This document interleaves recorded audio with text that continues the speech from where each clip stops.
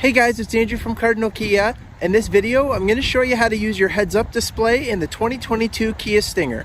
I have in front of me here a GT Elite all-wheel drive suede package in snow white pearl. Let's get started.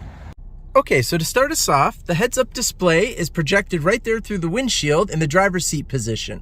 We're going to head into the infotainment screen and we're going to see what information also comes up on there that's not on there right now. So in the 10 1/4 inch infotainment screen, we can either hit the setup button underneath the vents here, or from the home screen, we can swipe to the left and hit setup in the bottom right corner.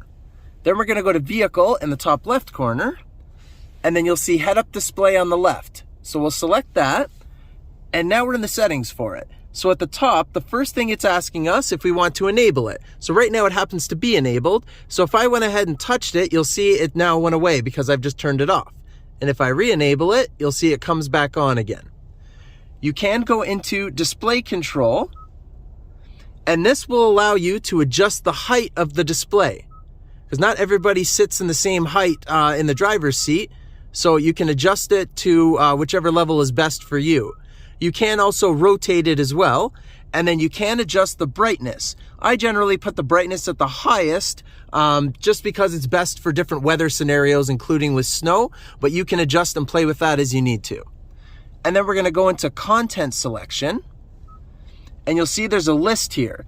So it will pop up the turn-by-turn directions if you had a destination in the navigation system on there. It will show traffic signs such as speed limits.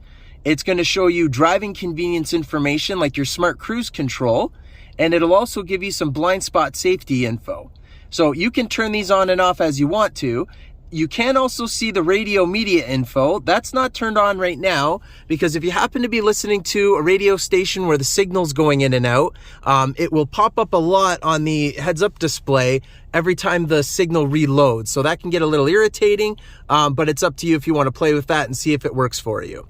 One other note is, I'm going to back to the home screen.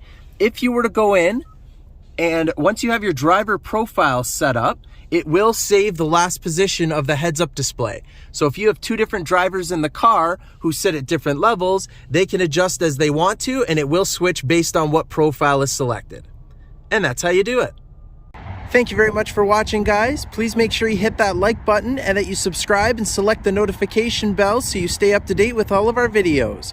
Also, go ahead and give us a follow on Twitter, Facebook, and Instagram. All of the links are in the description below.